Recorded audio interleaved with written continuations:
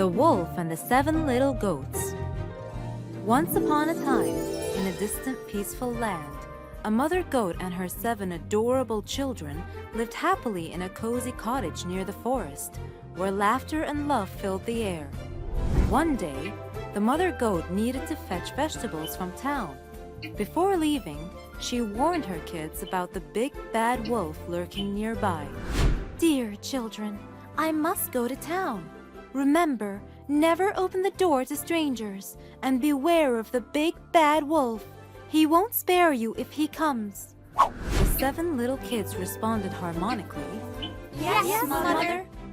With a warm hug, the mother goat departed. Meanwhile, the hungry wolf prowled around the cottage, drawn by the scent of the little goats. He approached and knocked on the door. "Open up, my darlings. Mother is back." He growled in a rough voice, but the 7 little goats refused to open the door, recognizing the wolf's deceit. You are not our mother. Your voice is harsh, while hers is soft and sweet. Disheartened, the wolf searched for a solution. He spotted a house with helium balloons nearby, and an idea struck him. Inhaling helium, he returned to the cottage and knocked again. "Open the door, my sweet ones. Mother has returned." This time, the youngest goat checked under the door and remained unconvinced. You're still not our mommy. Your feet are dark, while hers are white. Determined to deceive, the wolf covered his dark paws with white flour from a nearby bakery. With his feet now white, he returned to the cottage and tried once more. "Open up, my darlings. Mummy is finally home, and she has gifts for each one of you." The wolf mimicked the mother goat's soft voice. The wary kids requested proof. Show us your feet. Seeing the white feet, they believed the wolf was their mother and opened the door eagerly. But their joy turned to fear as they faced the hungry wolf, ready to devour them with a menacing grin. "Didn't your mother warn you about strangers? Now you'll be my supper." The terrified goats scattered inside the house, seeking hiding spots. One hid in the laundry basket, another in the oven, one under the bed, while another tried to hide in a pot. Well, the wolf found them and captured 6 of the kids inside a big bag, but the youngest, cleverly hiding in the clock case, managed to escape. Planning a grim dinner, the wolf left the house carrying the big heavy bag and headed into the forest. By the river, he lay beneath a tree to rest a bit and soon fell asleep with the bag next to him. Meanwhile, the mother goat returned to find her cottage in chaos. "Oh no! What happened here? Where are my sweet little kids?" Horrified, she searched for her missing children and heard a faint noise coming from the clock.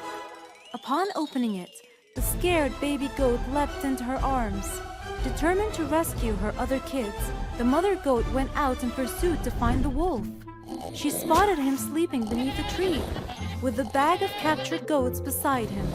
She quickly released her little ones and devised a plan to end the wolf's threat. "Fetch some big stones, my sweethearts. We'll fill the wolf's bag while he sleeps," she instructed. The little goats obeyed, filling the bag with heavy stones. As the sun set, they returned home safely, grateful for their escape and their unbreakable bond. The next day, the thirsty wolf woke up and rushed to the river, carrying the heavy bag. But as he leaned in to drink, the weight of the stones pulled him into the water, never to be seen or heard from again. Peace returned to the forest, thanks to the bravery and cleverness of the mother goat and her little kids. The Old Man and His Grandson.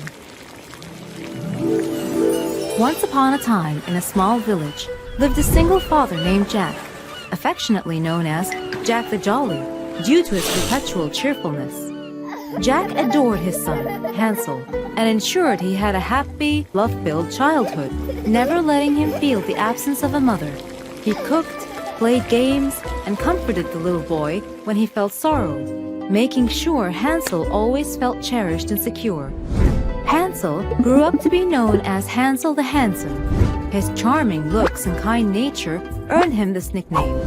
He cared for Jack, remembering his sacrifices and love. The young man ensured that his father never felt alone. One day, Hansel fell in love with a girl named Elsie, and they married with Jack's blessing. However, it wasn't long before Elsie showed her true colors, pulling Hansel away from his father. Hansel, where are you going? To check on my father. And what about me? Of course, sweetheart. I'll stay with you. Under Elsie's influence, Hansel neglected Jack, who grew lonely. However, when Elsie gave birth to their son, Harry, Jack found joy in his grandson. But Elsie, jealous of their bond, wanted Jack out of the house. Why don't you send him away to an old age home? But this is his house. Also, we need someone to take care of Harry. You're right, but I'm telling you, this can't go on forever. I want him out of this house soon. 8 years later, Jack's health declined significantly. One day, during dinner, his trembling hands spilled broth on an expensive tablecloth, making Elsie furious. In response, Elsie demanded that Jack eat behind the stove, and when he dropped his bowl and broke it, he was given a wooden bowl to eat from. Harry, Jack's only comfort, often sat with him to keep him company and bring a smile to his sad face. Weeks passed, and one day, Hansel and Elsie saw Harry collecting wood and playing with it. Look how innocently our son plays. What are you doing, Harry? Building a home for us? No, I'm making wooden bowls for you. Wooden bowls? But son, we don't need wooden bowls. Not now, but when you're old like Grandpa. I don't want you to be breaking earthenware. That's why I'm making them now. Hansel and Elsie were struck by their son's words, realizing the cruelty they had inflicted on Jack. The innocence of Harry's actions mirrored their future, awakening a sense of shame and remorse in them. "We've been so unkind," Hansel lamented, his voice heavy with regret. "Let's treat Father better," Elsie agreed, tears welling in her eyes.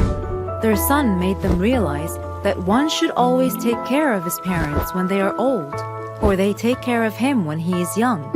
From that day forward, they took good care of Jack, ensuring he ate with them and was surrounded by love and respect. Hansel vowed to always honor his father. Jack's final years were filled with warmth, uniting the family once again. The Three Little Pigs. Once upon a time, there were 3 little pigs, Strawy, Sticky, and Bricky, living with their mama pig in a small house. It was time for them to leave their home and learn to live on their own. My dear children, the time has come for you to go out into the world and make your own way. Go and start your new lives, but don't ever forget, whatever you do in this world, do the best you can. This is the only and the best way to stay alive. A little sad but excited, the 3 little pigs said their goodbyes to their mommy and set off. After a while, they found a piece of land where they could build their own home. The youngest, Strawy, was a bit lazy. He was determined to build his home with straw. He thought this was the easiest and fastest way to build a home. That way, he had heaps of time to play. Strawy finished his house in one day. He yelled out to the other piglets, Hey, you guys, I'm already finished. "Oh, okay, but this house doesn't look steady at all." Don't worry, nothing will happen. The middle piglet, Sticky, was slightly more diligent and constructed a little cubby house using sticks and twigs. His house took exactly 3 days to finish. This house was a bit steadier than the one with straw. My dear brother, you've done a great job, but this doesn't look safe at all. Don't worry, this house is very safe. While Strawy and Sticky were having a great time near their newly built houses, Singing, dancing, playing, and killing time, the eldest of them all, Bricky, was constantly working because he didn't think much of their ideas. He was the most diligent of the three and decided to build a sturdy house made of bricks. The other piglets laughed. They thought that his effort was useless. Why would you bother with this when you can quickly finish like we have? Bricky didn't bother listening to them and worked for 1 whole week and managed to finish his house made out of bricks and rocks. The brick house looked lovely and like it could withstand the strongest winds. A day later, a sly and cunning wolf named Wiley arrived near their home. He first stood in front of the house made of straw, and he smelled the pig inside. He thought the pig would make a mighty fine meal. Little pig, let me in, let me in. No, not by the hair on my chinny chin chin. Then Wiley, who was a very big, bad, and greedy wolf, showed his teeth and said, Then I'll huff, and I'll puff, and I'll blow your house down. You can't do anything to me. My house is steady enough. And so the wolf huffed and he puffed and he blew the house down in an instant. The wolf opened his jaws very wide and bit down as hard as he could. But with great effort, the first little pig barely escaped and ran away and went to Sticky's house to hide for safety. The hungry wolf continued down the lane and he passed by the second house made of sticks. He smelled the pigs inside and he thought about the fine dinner they would make. Little pigs, let me in, let me in. No, not by the hair on my chinny chin chin. Then I'll huff, and I'll puff, and I'll blow your house down. You can't do anything to me. My house is steady enough.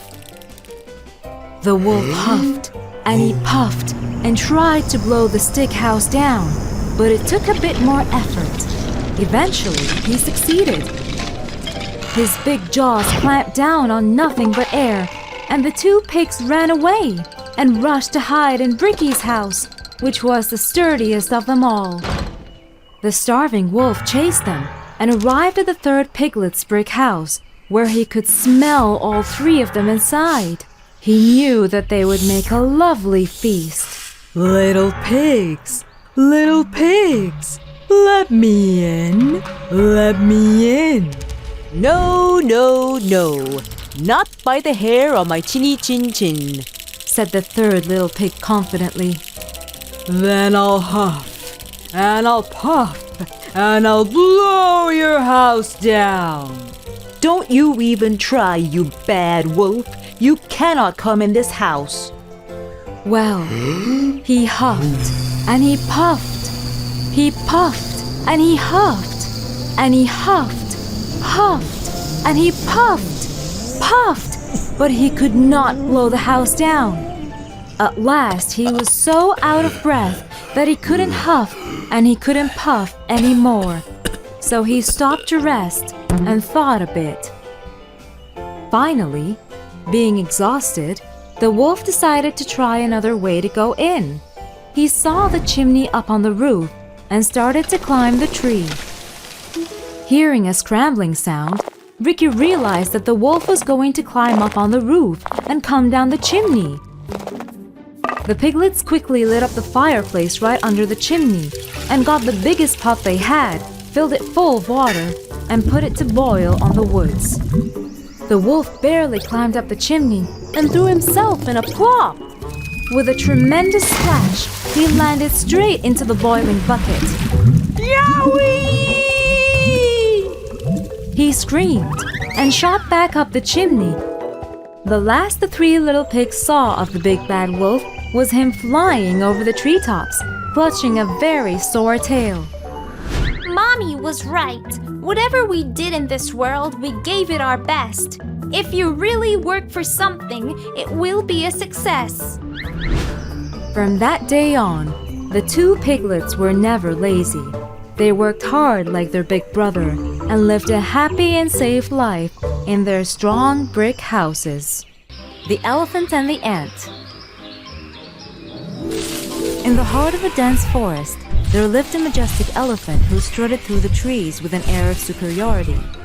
His large size and immense strength made him believe he was the ruler of the jungle, and he took pleasure in tormenting the smaller creatures around him. One day, as he paraded through the forest, he encountered a mama bird with her hatchlings in their nest perched on a branch. Hey, Mama Bird, Yelled out the elephant. bow down to me, you and your hatchlings, as I am the mightiest and most majestic creature of all time. But the mama bird, unimpressed with his arrogance, ignored him and continued to care for her 3 little babies. Enraged by the bird's audacity, the elephant used his trunk to shake the tree, hoping to scare the bird into submission. However, the mama bird and her babies escaped unharmed, leaving the elephant fuming with frustration. As the elephant continued, he came across a rabbit, happily munching on carrots. Wanting to assert his superiority, the elephant decided to torment the rabbit. Hey, tiny creature, give me your carrots and bow down to me, as I am your superior, Yelled the arrogant elephant. But the rabbit, enjoying his meal, ignored him and continued eating. This infuriated the elephant, who snatched the carrots from the rabbit's grasp and devoured them in one bite. The rabbit, angered by the theft, ran off in search of more carrots. One day, while drinking water from the river, he encountered a hard-working ant collecting food for its colony. Why are you collecting so much food, you tiny ant? Where will all this fit in you? Laughed the elephant. The ant replied calmly, It's going to rain soon, and I need to prepare for it. With a sly and arrogant smile, the elephant sprayed water from his trunk, drenching the ant and ruining its hard-earned food. Undeterred by the elephant's bullying, the ant vowed to teach him a lesson. The next day, while the elephant was napping by the riverbank, the determined ant crept into his trunk and began to bite him relentlessly. Startled awake by the sudden pain, the elephant thrashed about, crying out for help as the persistent ant continued its assault. Ow, ow, ow! Someone help me! Cried the elephant, but the ant ignored his pleas and preserved the bites. Please, please stop! I'm in so much pain! Continued the elephant. Eventually, the ant victoriously emerged from the trunk, leaving the elephant humbled and remorseful for his actions. The immense animal was surprised that the cause of his pain was nothing but the tiny ant. See, this pain is similar to the one you caused to everyone in the forest, said the little ant.